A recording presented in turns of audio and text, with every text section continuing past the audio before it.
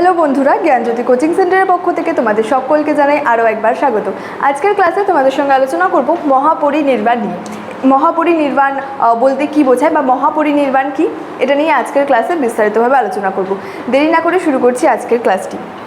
দেখো, প্রথমত বলবো যে এই যে মহাপরিনির্বাণ রয়েছে, এটা কিন্তু বললামই যে বৌদ্ধ ধর্ম থেকে আরও একটি গুরুত্বপূর্ণ টপিক। তো সেক্ষেত্রে এখানে বলা যায় যে এবার যে মহাপরিনির্বাণ বলতে কি বোঝায়। তো এর আগের ক্লাসগুলোতে তোমাদের সঙ্গে আলোচনা করেছিলাম যে ধর্মচক্র প্রবর্তন কী, এছাড়াও যে মহাভৃনিষ্ক্রমণ কী।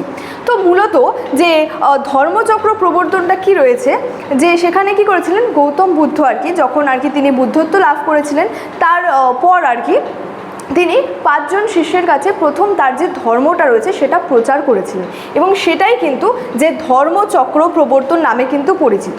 তো এই সম্পর্কে ধর্মচক্র প্রবর্তন সম্পর্কে আরও একটু বিস্তারিতভাবে আছে, আমি আগের ক্লাসে আলোচনা করেছিলাম। তো তোমরা যারা ভিডিওটি দেখোনি তারা সেই ধর্মচক্র প্রবর্তনের ভিডিওটি দেখে তারপরে আজকের মহাপরিনির্বাণের ভিডিওটি দেখবে, তাহলে তোমাদের বুঝতে সুবিধা হবে।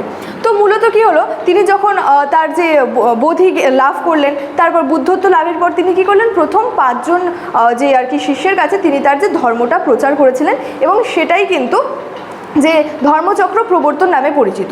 তো এরপরে বলা হয়েছে যে ধর্মচক্র প্রবর্তনের পর তিনি কী করলেন, দীর্ঘ 45 বছর ধরে উত্তর পূর্ব ভারতে তার ধর্ম প্রচার করে বহু নর ও নারীকে নিজ ধর্মে কিন্তু দীক্ষিত করলেন।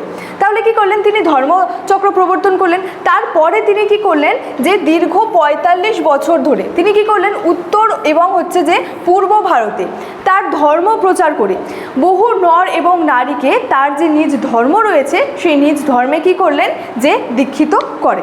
এবং তারপরে কি বলেছে যে সুপণ্ডিত সারিপুত্ত, এছাড়াও যে সেখানে ধনী বণিক ছিল অনাথপিত্তক, এছাড়াও নাপিতুপালি, পতিকা আম্রপালি, মগধরাজ বিম্বিসার, অজাতশত্রু, এছাড়াও কৌশলরাজ প্রসেনজিৎ সকলেই কিন্তু এই বুদ্ধদেবের যে শিষ্যত্ব কিন্তু গ্রহণ করেন।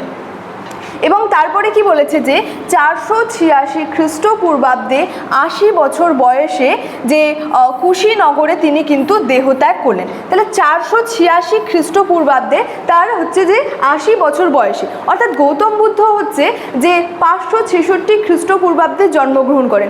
কোথায় জন্মগ্রহণ করেন, যে কপিলাবস্তু রাজ্যের লুম্বিনী উদ্যানে তিনি কিন্তু বৈশাখী পূর্ণিমা তিথিতে জন্মগ্রহণ করেছিলেন, এবং তিনি দেহত্যাগ করেছিলেন কোথায়, কুশীনগরে দেহত্যাগ করেছিলেন। কত খ্রিস্টপূর্বাব্দে, 486 খ্রিস্টপূর্বাব্দে 80 বছর বয়সে তিনি কিন্তু দেহত্যাগ করেছিলেন। তো এবার মহাপরিনির্বাণ বলতে কি বোঝায়।